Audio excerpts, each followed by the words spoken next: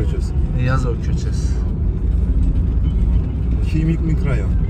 Kaçıncı mikrorayon? Химик. Şimik mikrorayon. Химик. He. He. Burası Химик.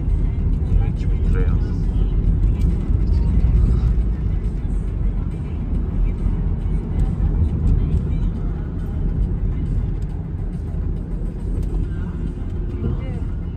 Mojito.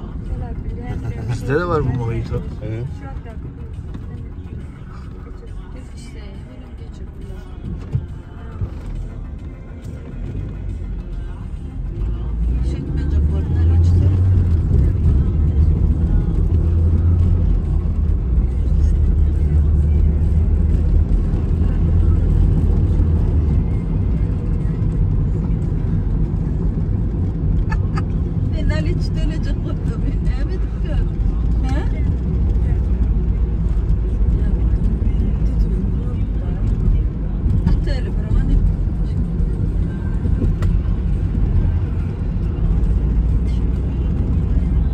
Bahar mikrorayona gidiyoruz.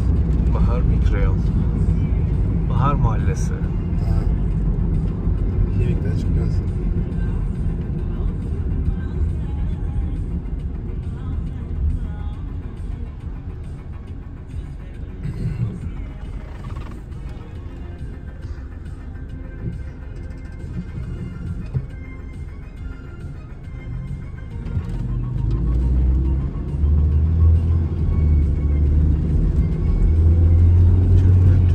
O ne demek? Bank.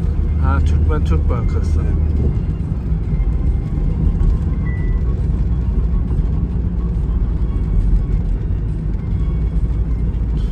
Orası Bahar mikrorayonu.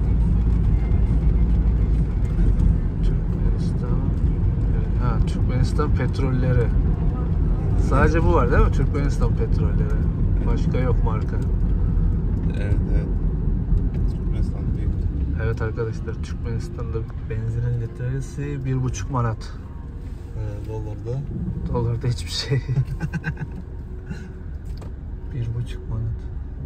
50 litreyi kaç paraya dolduruyor? Kaç litre alıyor bu araba? Bu araba da 4,5 motormuş. Bizde 4,5 motor fazla kimse kullanmıyor.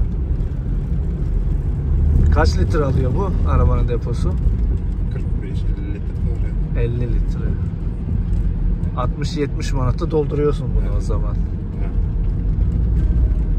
100 manat 5 dolar olduğuna göre 4 dolar falan yapıyor. 4 dolara 60 litre alıyor. Gibi. Arkadaşlar, Lebap'ın merkezinde böyle büyük bir Türkmenistan bayrağı var. Gül Pazar. Дружба парк. Совет Евгению.